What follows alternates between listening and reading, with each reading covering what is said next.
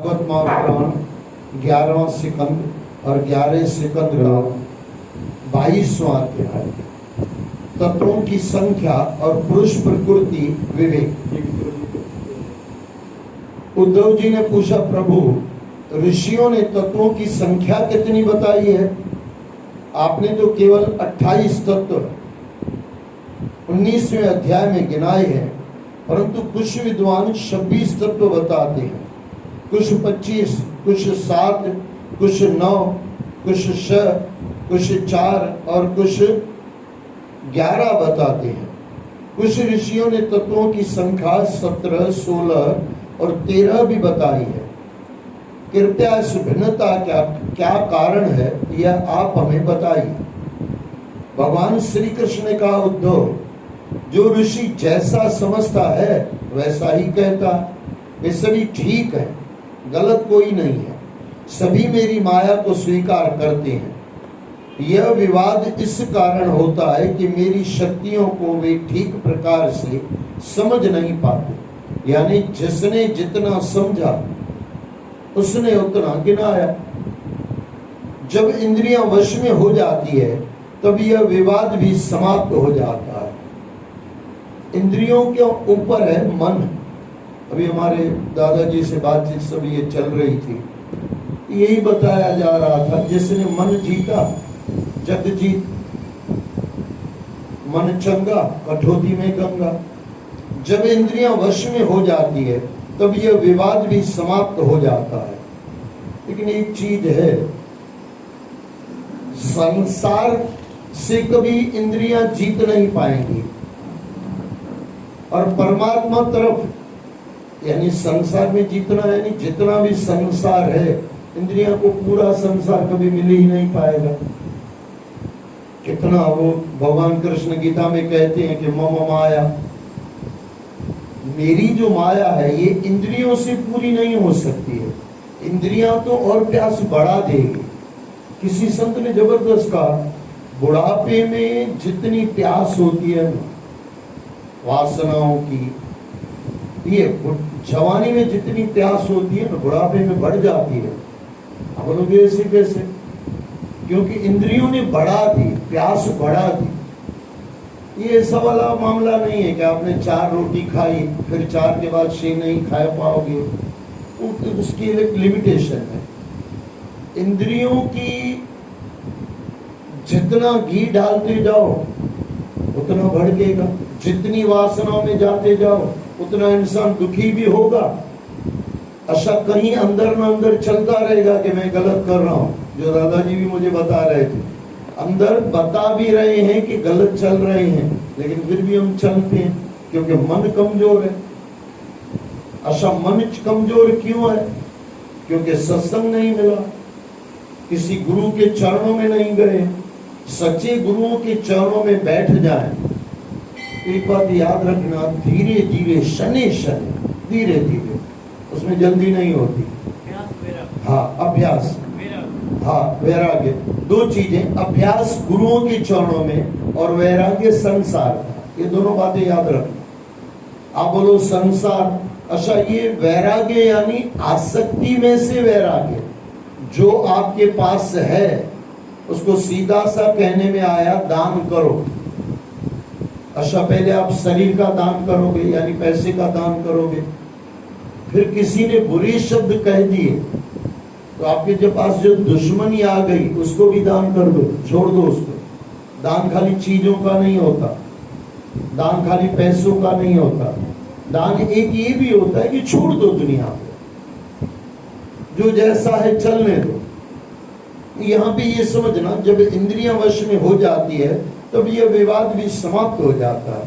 उद्धव, ऐसा प्राय देखा जाता है कि एक ही तत्व में बहुत से दूसरे तत्वों का समावेश हो जाता है। यह कोई बंधन नहीं है कि किसका किसमें अंतर्भाव हो। 26 की संख्या वालों का कहना है कि अविद्या से ग्रस्त जीव को आत्मज्ञान कराने के लिए प्रकृति के कार्य कारण रूप 24 तत्व, और वहां पे कहा गया 5वां, यहाँ पे बताएंगे, एक ईश्वर और एक पुरुष, इस प्रकार कुल 26 तत्व होते हैं। 25 तत्व मानने वाले पुरुष और ईश्वर में भेद नहीं करते, इसके लिए 25 मानते हैं।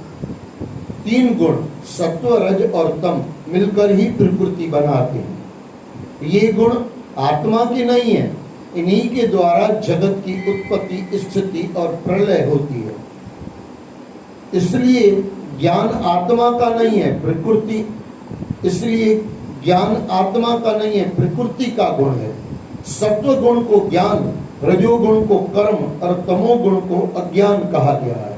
मैं फिर से दोहरा दूं, सत्व गुण को ज्ञान, रजोगुण को कर्म। अच्छा, इस तीनों के बिना हम चल भी थोड़ी पाएंगे। कर्म तो करना ही है ना। भगवान कृष्ण ने गीता में कहा है, भाई आप बोलोगे मैं कर्म नहीं कर रहा हूँ, बैठा हुआ हूँ, तो बैठने का भी तो कर्म हो गया ना। कुछ नहीं कर रहे हैं वो भी तो कर्म हो गया ना। जैसे बच्चा स्कूल में पढ़ने जाता है, एक पास हो गया, उसने कर्म कर लिया, लेकिन किसी ने नापास होने का भी तो कर्म कर लिया ना। कर्म तो दोनों तरफ से हो गए। तो संत महात्मा कहते हैं अगर कर्म करना ही है तो कर्म करके परमात्मा के शरण में आ जाओ ना, कर्म शुद्ध कर लो।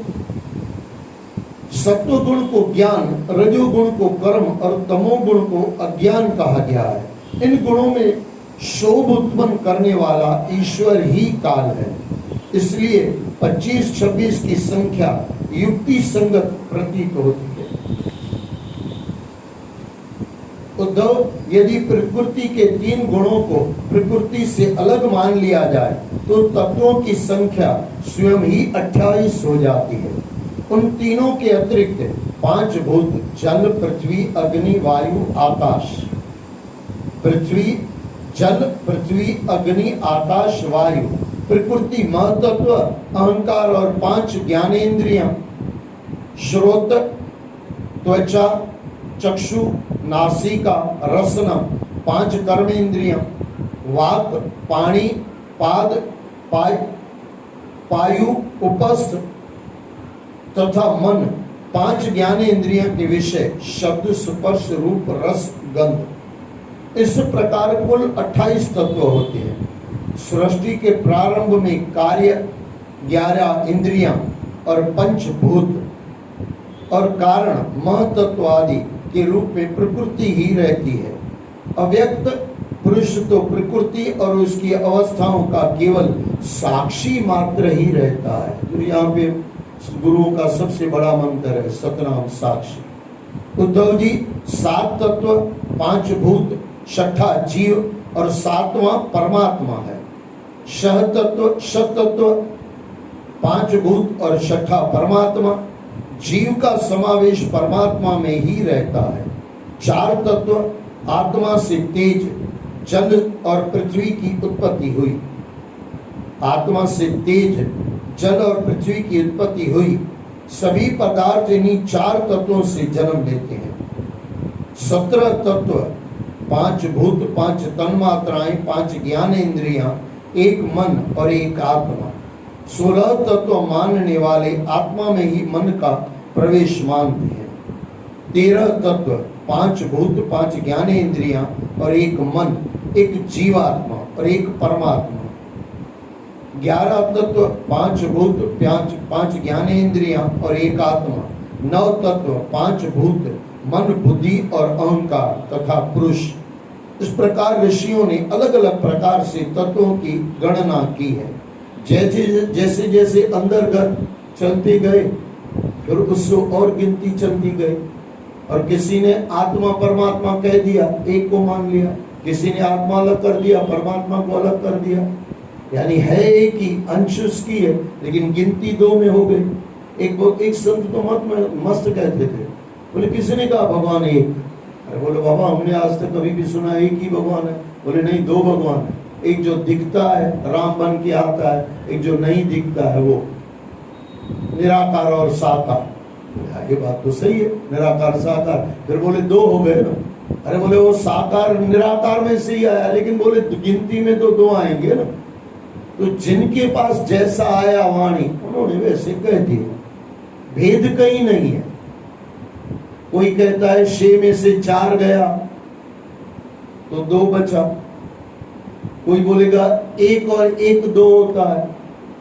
गिनती इधर से करो उधर से करो, तत्वों में से तोड़ते जाओ। अभी ये कुर्सी तोड़ते जाओ, फिर उसमें से छोटी कुर्सी बच्चों की बनाते जाओ। अभी कुर्सियां बदलती गई, 1 2 4 8, लेकिन एक ही थी ना बड़ी। वैसे तो 2 ही हैं, ऐसे गिनने जाओ तो परमात्मा और प्रकृति, और वैसे प्रकृति ही परमात्मा है। कोई ये भी कह देगा अच्छा प्रकृति ही परमात्मा नहीं है, प्रकृति भी परमात्मा है। यहां पे थोड़ा डिफरेंस आ जाता है। कई लोग कहते हैं प्रकृति ही परमात्मा है, और कई लोग कहते हैं प्रकृति भी परमात्मा है। यानी परमात्मा से प्रकृति आई, प्रकृति नष्ट होने से परमात्मा नष्ट नहीं होगा, प्रकृति लय होने से परमात्मा नष्ट नहीं होगा। आदि सच जुगाद सच है भी सच, नानक होसी भी सच।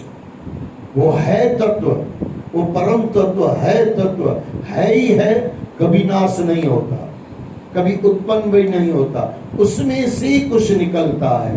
प्रकृति भी परमात्मा है, यही सत्य है। लेकिन संत महात्मा ने कहा है, संत महात्मा अपनी अपनी जगह सही है, भगवान ने भी कहा सही है। अलग अलग प्रकार से तत्वों की गणना है। जो तत्व ज्ञानी है वे किसी मत में बुराई नहीं मानते। बस यहाँ आके जो सच्चा सत्पुरुष होगा वो बोलेगा बेटे ठीक, तू भी सही है, कुछ गलत नहीं है। उद्धव जी ने कहा ये श्याम सुंदर यद्यपि स्वरूप पत प्रकृति और पुरुष दोनों एक दूसरे से सर्वथा भिन्न हैं, वही बात शायद चल रही है, परंतु वे आपस में इतने मिले जुले हैं कि उनमें भेद का पता ही नहीं चलता है। इतने मिले जुले हैं। मेरे मन में इनकी भिन्नता और अभिन्नता को लेकर बड़ा संदेह है, कृपया मेरा संदेह दूर कीजिए। भगवान श्री कृष्ण ने कहा उद्धव जी, प्रकृति और पुरुष, शरीर और आत्मा दोनों में बड़ा भेद है। शरीर और आत्मा, शरीर है झूठा संसार का और आत्मा है सत्य। अच्छा ये झूठा क्यों है? अच्छा झूठा नहीं कहा गया, मिथ्या कहा गया। मिथ्या यानी अभी है, कभी न कभी नहीं रहेगा। 1965 में मेरा जन्म हुआ, 1965 के पहले मैं नहीं था, 1965 के बाद में आया, 2065 से पहले मेरा समाप्त हो जाएगा। जो अभी है कभी नहीं था, अभी है और कभी नहीं रहेगा। लेकिन परम तत्व के लिए कहा गया आदि सच जुगाद सच है भी सच, नानक होसी भी सच। आदि सच का मतलब होता है सृष्टि के पहले जो था, और फिर जुगाद सच यानी चारों युग प्रताप तुम्हारा है पर से जगत उजारा। आदि सच जुगाद सच यानी चारों युगों में वही चल रहा है, सत्य ही चल रहा है। आदि सच जुगाद सच है भी सच, वर्तमान में भी वही चल रहा है। आप कभी बैठ के सोचना, अंदर हम जो बैठे हुए हैं आत्म तत्व, ये हम निकल जाए फिर ये शरीर कुछ बोल सकता है, शरीर कुछ सुन सकता है, शरीर कुछ लेन देन कर सकता है? कुछ नहीं, जीरो। इसमें पूरी शक्ति कहां से आई? आत्म तत्व से। परम तत्व कहो, आत्म तत्व कहो, तो यहाँ पे समझना पड़ेगा। और यहाँ पे एकदम स्पष्ट कहा गया उद्धव जी, प्रकृति और पुरुष, शरीर और आत्मा, इन दोनों में बड़ा भेद है, छोटा मोटा नहीं, बड़ा भेद है। लेकिन एक चीज है कि झूठे तन से सच्चे परमात्मा को पाना है, इसके लिए मनुष्य जन्म मिला हुआ। झूठे तन से या मिथ्या तन से। मिथ्या, अच्छा मिथ्या यानी कुछ न कुछ अस्तित्व है। आप जो इंग्लिश में बोलते हो ना डुप्लीकेट नोट है, अच्छा एक डुप्लीकेट नोट है, अस्तित्व तो है ना उसका, ऐसा नहीं कि नहीं है। अभी भी हमारा अस्तित्व तो है ना, कभी नहीं रहेगा, कभी नहीं थे, बीच में तो है ना। जो बीच में है ना, इसको मिथ्या कहा गया, झूठ नहीं कहा गया। झूठ होता तो सर्वथा झूठ, फिर कभी भी है नहीं। झूठ की कोई औकात नहीं है। जैसे झूठी बात आपने कह दी, कुछ औकात ही नहीं है, हवा में बात कह दी। लेकिन अगर कोई कह दे कि मिथ्या, यानी ये ग्रंथों का जानकार इंसान है, कुछ पढ़ा लिखा बंदा है। मिथ्या यानी अभी दिखता है, कभी नहीं था। जैसे मेरा एग्जांपल दिया, 2065 में नहीं था, 1965 के बाद में था, लेकिन बाद में 2065 में नहीं रहेगा। जो अभी दिखता है, कभी नहीं था, कभी नहीं रहेगा, उसको कहा गया मिथ्या। और झूठ तो ऐसे ही चलता रहता, झूठ तो कुछ भी बोल दो, उसका कोई अस्तित्व नहीं होता। और मिथ्या का कुछ समय होता है। उद्धव जी, प्रकृति और पुरुष, शरीर और आत्मा, इन दोनों में बड़ा भेद है। मेरी माया त्रिगुणात्मक है, वही परस्पर भेद उत्पन्न करती है। इसका विस्तार असीम है। इन विकारों के 3 भेद किए जाते हैं, अध्यात्म, अधिदेव और अधिभूत। ये तीनों परस्पर सापेक्ष हैं, तीनों परस्पर एक दूसरे के आश्रित है। आत्मा तीनों भेदों का मूल कारण और साक्षी है। मालिक आत्मा है, मालिक को ये सब चलाने के लिए दिया गया है, मालिक को चलाने के लिए, यानी मालिक चला रहा है। आपकी आंखें देख रही है, आपके कान सुन रहे हैं, वो मालिक अंदर बैठा हुआ है, तब सब चल रहा है। वह तीनों से परे है। वह अपने स्वयं सिद्ध प्रकाश से समस्त पदार्थों की मूल सिद्धि है। उसी से सभी को प्रकाश प्राप्त होता है। जैसे चक्षु स्वयं इंद्रिय है, चक्षु यानी आंखें, जो अध्यात्म है, उसका विषय रूप अधिभूत है, और नेत्र गोलक में स्थिति सूर्य देव का अंश अधिदेव है। प्रकृति से महतत्व बनता है, उससे अहंकार या प्रकृति का ही एक विकार है। विकार यानी बाय प्रोडक्ट कहा गया। जैसे आपने कहीं मकान ले लिया, मकान के साथ जो धूल आ जाती है ना, वैसे इंसान चलते चलते जो अहंकार आ जाता है ना, वो विकार है, होना नहीं चाहिए, उसको साफ करना पड़ेगा। जैसे आपने जगह ली, अब आप झगड़े हो, उसका झगड़ा करोगे, हमने तो मकान मांगा था, धूल थोड़ी मांगी थी, बोले भाई साहब मकान आपका हो गया, इसको साफ करो। इसके लिए साईयों ने कहा, नाम तुम्हारा साबन जैसा धोता पाप सवेरा। उसको मैल उतारनी। मैल कौन सी है? अहंकार। अब आप बोलोगे ये कहां से आया? वो विकार है, कुछ बाय प्रोडक्ट हो जाता है। बाय प्रोडक्ट को यहाँ पे कहा जा रहा है, महत्व जो बनता है उससे अहंकार है। यह प्रकृति का ही एक विकार है। इसके 3 भेद, सात्विक, राजस और तामस है। इन्हीं से विविधता का अज्ञान होता है। आत्मा ज्ञान रूप है, उसका इन पदार्थों से कोई संबंध नहीं है। भेद का विवाद ही व्यर्थ है। जो मुझसे विमुख है वे ही एकता में अनेकता का भ्रम पालते हैं। उद्धव जी ने पूछा, भगवान व्यापक आत्मा एक ही है, उसका एक शरीर से दूसरे शरीर में जाना और अकर्ता का कर्म करना और नित्य का जन्म मरण कैसे संभव है? आपने ही कहा कि आपसे विमुख होकर जीव अपने किए पाप पुण्य के फल स्वरूप विभिन्न योनियों में भटकते रहते हैं। यह क्या भूल भुलैया है? कृपया इसे समझाइए।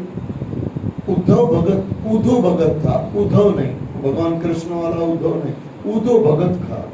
उनका एक डायलॉग था, कर्मन की गति न्यारी भैया, कर्मन की गति न्यारी। कर्म कोई समझ नहीं पाता, और ये तत्वों को जितना समझना चाहो, अंत में तो एक ही आएगा, परम तत्व। जो यहाँ पे ऊपर कहा गया, परम तत्व परमात्मा को भूल के सब गिनतियां करते रहो, कोई मतलब नहीं। वो एक को मानना पड़ेगा, और जहां एक को मानना, फिर झगड़ा मिट जाता है। परमात्मा को मान लिया, फिर 26 मानो, 24 मानो, 8 मानो, कितने भी तत्व मानो, कोई फर्क नहीं पड़ता। एक को आपको मानना पड़ेगा, मालिक को मानना पड़ेगा। नीति आता है, नीति। अंत में कहा जाता है, भाई पका कैसे चले? फिर बोले पकड़ो कि ये नीति कौन कहता है? बस यही है, इति यही है, यही पूरा कर लो, यही है। ये थोड़ा समझना बोलते ना,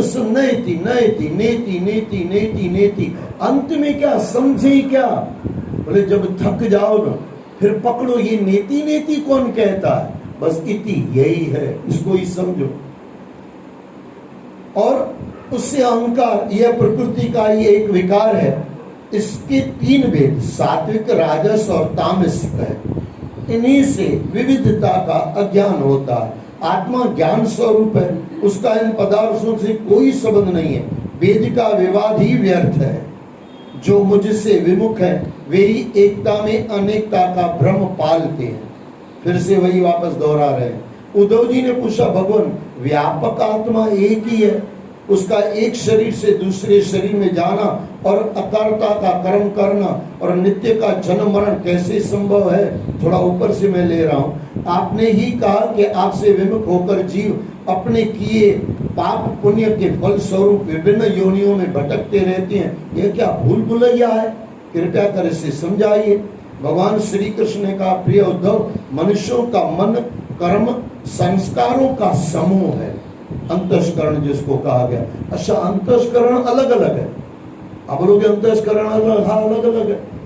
मुसलमान का अंतस्करण अलग है, हिंदू का अलग है। जिस पंथ में आया उस पंथ में उसका अंतःकरण बन गया। हमारे कुछ नियम अलग है, उनके कुछ नियम अलग है, वो भी अंतःकरण नहीं आता। अंतःकरण यानी पूरा जमा किया हुआ जिंदगी भर का और जिंदगियों का जमा किया हुआ मन, बुद्धि, चित्त, अहंकार। इसके अंदर कुछ जमा होगा, कुछ बुरा, कुछ भला, कुछ अच्छा, कुछ बुरा, सब जो जमा होगा वो अंतःकरण। अंतःकरण सबका अलग अलग है, सबका अलग अलग है। और सब जितने भी ग्रह, ये जितने भी समझो अलग अलग पंथ हैं, उनका अंतःकरण अलग अलग, लेकिन सब में एक, सब में उसका नूर समाया। आत्मा और परमात्मा को जो नहीं बोला, या परम तत्व को, परमात्मा को, ब्रह्म को, एक को नहीं बोलना है, बाकी इधर उधर गिनती हो, कोई दिक्कत नहीं। भगवान श्री कृष्ण ने कहा, प्रिय उद्धव, मनुष्यों का मन कर्म संस्कारों का समूह है। उन संस्कारों के अनुसार भोग प्राप्त करने के लिए उसे इंद्रिय रूपी लिंग शरीर मिलता है। वही कर्मों के अनुसार एक शरीर से दूसरे शरीर में, एक लोक से दूसरे लोक में आता जाता रहता है। आत्मा इस लिंग शरीर से सर्वथा पृथक है, उसका आना जाना नहीं होता, परंतु जब वह अपने को लिंग शरीर मानकर उसमें अहंकार कर लेता है, तब उसे भी अपना आना जाना प्रतीत होने लगता, शरीरों की वजह से आना जाना लगता है। अगर किसी संत का कहना है, अगर समझ में आ जाए ना तो आनंद है। बोले इस संसार में कुछ झूठ है ना तो मृत्यु। अच्छा, शरीर के हिसाब से मृत्यु अकाट सत्य है, आत्मा के हिसाब से मृत्यु एकदम झूठी शब्द है, होती नहीं है। आत्मा की थोड़ी होती है, दो है ना, एक शरीर एक आत्मा। आत्मा के हिसाब से कभी मृत्यु होती नहीं है और शरीर से हिसाब से कभी मृत्यु टकती नहीं है। मृत्यु होती है शरीर की, आत्मा तो यात्रा है ना, सफर कर रहा है। हमारे दादाजी बता रहे थे, सब सफर कर रहे हैं। सूर्य सफर कर रहा है, चंद्र सफर कर रहा है, चरेवेती हमारी धरती चल रही है, हर ग्रह चल रहा। तो तू किस खेत की मूली है, तू भी चल रहा है, यात्रा चल रही है। यात्रा में से शरीर का निकलना, यानी शरीर में से निकलना, उसको लोगों ने मौत कह दिया। नाम कुछ भी दे दो, स्थानांतर हो रहा है, इधर से उधर हो रहा है। जैसे कुर्सी उधर से उधर उठा के रखते हैं, वैसे आत्मा यहाँ से निकल के आगे की यात्रा कर लेती है। आत्मा को पता है, लेकिन कौन बताएगा? जो संतों के चरणों में बैठेगा, गुरुओं के चरणों में बैठेगा, ग्रंथों के चरणों में बैठेगा, उसको बताया जाएगा, बेटे तेरा शरीर मरा है, तू नहीं मरा है। इसी के ऊपर तो पूरी गीता टिकी हुई है। इसी को भी तो कृष्ण ने पूरा यही कहा, शुरुआत यहीं से की। कौन मर रहा है, किसको मार रहा है, कौन मार रहा है? तू किसको मार सकता है? ये शरीर है, आज न कभी कल मर जाएंगे। तू नहीं मारेगा, प्रकृति मार देगी, मरेगा ही मरेगा। मन कर्मों के अधीन है, थोड़ा ऊपर से ले लें। परंतु जब वह अपने को लिंग शरीर मानकर, बस यही इंसान की गलती यही है, शरीर को मैं और मेरा मान लेता है। मेरा मान लो कोई दिक्कत नहीं, मैं मत मानो, मैं कुछ दूसरा, मैं कुछ दूसरा। मैं की जड़ पकड़ लो। ये मैं कौन कहने वाला है? नेति नेति जो बात पहले आई, मैं को पकड़ में आ जाए, मैं की जड़ पकड़ में आ जाए, जहां से हम मैं कह रहे हैं बस वो मैं समझ में आ जाए। तेरे अंदर तू बन के बैठा हुआ है, मेरे अंदर मैं बन के बैठा हुआ है। वो जो मैं संसार में से निकली वो मैल को हटा दो, अंदर जो फल आ जाएगा ना बस वही तो है। परंतु जब वह अपने को लिंग शरीर मानकर उससे अहंकार कर लेता है तब उसे भी अपना आना जाना प्रतीत होने लगता है। मन कर्मों के अधीन है, वह देखे हुए या सुने हुए विषयों का चिंतन करने लगता है और क्षण भर में ही उनमें तदाकार हो जाता है। उसे पूर्व शरीर का स्मरण भी नहीं रहता। किसी भी कारण से शरीर को सर्वथा भूल जाना ही मृत्यु है। जब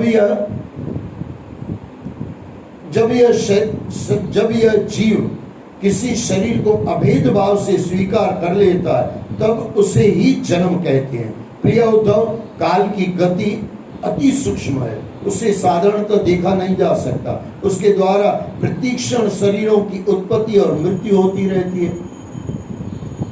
कोई कह रहे थे संत, यानी किसी अधिकारी संत कैसे मैंने सुना, बोले 1 सेकंड के अंदर 7 बच्चे जन्म लेते हैं। 1 सेकंड के अंदर, पूरी सृष्टि के अंदर। ये इंसानों की बात चल रही है, वो जो जीव हैं दूसरे 84 लाख योनियों, उनको तो पता ही नहीं है। ये तो विज्ञानों को ने कहा होगा, यहाँ कहीं हिसाब किताब होता होगा। 1 सेकंड में 7 बच्चे। जब से हम बैठे हैं कितने बच्चे आ गए होंगे जब से कथा चल रहे थे। और ऐसे तो 24 घंटे में गिनती करके देख लो। मृत्यु होती रहती है। सूक्ष्म होने के कारण इस जन्म मरण को नहीं देखा जा सकता। जैसे ऋतुओं के आने जाने से वृक्षों की स्थिति बदलती रहती है, वैसे ही समय के साथ मनुष्य की आयु अवस्था बदलती रहती है। उद्धव जी, मनुष्य के शरीर की 9 अवस्थाएं हैं। गर्भाधान, वहां से शुरुआत हो गई। गर्भाधान, गर्भवृद्धि, जन्म, बचपन, किशोर अवस्था, यौवन, अधेड़ अवस्था, बुढ़ापा और मृत्यु, अंत। पिता को पुत्र के जन्म, लेकिन शरीर का अंत, आत्मा का नहीं। पिता को पुत्र के जन्म से और पुत्र को पिता की मृत्यु से अपने अपने जन्म मरण का अनुमान कर लेना चाहिए। जो शरीर और उसकी अवस्थाओं का साक्षी है वह आत्मा शरीर से सर्वथा पृथक है। अज्ञानी पुरुष इस प्रकार से प्रकृति और शरीर से आत्मा का विवेचन नहीं करते। वे विषय भोगों में सच्चा सुख मानकर शरीर में ही मोहित हो जाते हैं। यही गलती इंसान की बताई जा रही है। शरीर से ऊपर उठो और उठना ही पड़ेगा। एक तो चीज पक्की है, मरने के बाद तो उठना ही पड़ेगा। हाँ, उठना ही पड़ेगा। देखो, एक संत कह रहे थे, गजब है, इतना अगर समझ में आ जाए ना बढ़िया। मैंने भी कहा है आपको, मैंने किसी संत से सुना, बोले ये सृष्टि आपसे सब छीन ही लेने वाली है, समझ के दे दो ना, जिसका जिसको है उसको दे दो। अब गुरु नानक की तरफ चल जाओ। आसक्ति का मतलब ही यही है, जो है उसको छोड़ना नहीं है, और लोभ जो नहीं है उसमें दौड़ करना है। मोह यानी आसक्ति, आसक्ति यानी जो है वो मुझे छोड़ना नहीं है। अब नहीं छोड़ोगे, आपने घर छोड़ा तब तो यहाँ आए, यहाँ छोड़ोगे तब तो घर जाओगे। अब सांस लिया फिर छोड़ा कि नहीं? नहीं छोड़ोगे तो डॉक्टर के पास जाना पड़ेगा, भाई सांस नहीं छूट रही है। हर चीज आप छोड़ते हो, लेते हो, छोड़ते हो, लेते हो। बस शरीर भी एक बार छोड़ के, यानी छोड़ना नहीं है, वो तो भगवान छुड़ाएगा, लेकिन अंदर से सोचो, शरीर के ऊपर भी तो कुछ हम है जिसको सफर में चल रहा है, जिसका सफर है। अच्छा, सफर में है, इंग्लिश में सफर फिर दुख को कहते हैं शायद, ऐसा ना? सफर को दुख भी कहा जाता है ना एक तरह से। सफर में है तो सफर भी रहेगा, यानी दुख भी रहेगा। सफर इंग्लिश वर्ड या ये सिंधी वर्ड यानी हिंदी, जो भी मानो, लेकिन इंग्लिश वर्ड है सफर। सफर यानी दुख, दोनों को साथ में चला। ये सफर में सफर आता रहेगा, यानी शरीर में दुख आता रहेगा। उसकी गिनती मत करो, गिनती ये करो परमात्मा तरफ हम कितना चल रहे हैं या नहीं चल रहे हैं। उसमें क्वालिटी रखो, क्वांटिटी नहीं। कितना चल रहे हो ये मत नहीं, ये नहीं, कैसे चल रहे हो, अंदर की भावनाएं क्या हैं, अंदर परमात्मा से आप कितने जुड़े हुए हो। 3 घंटे बैठ के सत्संग सुन लिया और साथ में बातचीत भी करते रहे, कोई मतलब नहीं है। 15 मिनट, आधा घंटा, 1 घंटा परमात्मा के चरणों में बैठ जाओ। तू मेरा मैं तेरा, हो गया काम। हे परमात्मा है, मैं आपको भूलू नहीं। बाबा जी स्वामी राम सुखदास जी महाराज, शब्द इधर हो सकते हैं, बाकी सत्य हे परमात्मा मैं आपको भूलू नहीं। ये अगर उनको भूले नहीं ना, बस ये काम हमारा है। और इसके लिए यहाँ पे अंत में वे विषय भोगों में सच्चा सुख मानकर शरीर में ही मोहित हो जाते हैं। इसी से उन्हें जन्म मृत्यु रूपी संसार में भटकना पड़ता है। प्रिय उद्धव, इन कभी न तृप्त होने वाली, ये सुन लो, ये गजब है, इन कभी न तृप्त होने वाली इंद्रियों से ये कभी तृप्त नहीं होने वाली है। बीमार पड़ सकती है, आंखें देख देख के आंखें थक नहीं जाती कि मुझे और देखना है, थकती है, तृप्त नहीं होती कि बहुत देख लिया। कान सुन सुन के ऐसे नहीं कहते बहुत सुन लिया अब नहीं सुनना है। बुढ़े के बुधड़ू तस और बुढ़े के बुधड़ न थो अचे, माफ कर दो कहेंगे बुरो लगे तो अखिन के सुनो पर अखियों उनके चवंदी बस हाणे मुझी ताकत काने। तृप्ति संसार में कभी होती ही नहीं है। तृप्ति शब्द, आनंद शब्द, तृप्ति शब्द परमात्मा में ही हो सकता है। अच्छा, परमात्मा में भी तृप्ति नहीं होती। अब लोग फिर ये तो गड़बड़ है, लेकिन परमात्मा की अतृप्ति में ही तृप्ति है और संसार की तृप्ति में भी अतृप्ति है। संसार का कुछ भी मिल जाए ना, लेकिन अतृप्ति साथ में ही चलेगी। और परमात्मा की अतृप्ति में तृप्ति, इतना आनंद, इतनी तृप्ति होगी, जितना जिसने पाया ना उतना आनंद है। और की लालसा है कि और बढ़ता रहे, लेकिन ये समझना ये थोड़ा गजब है।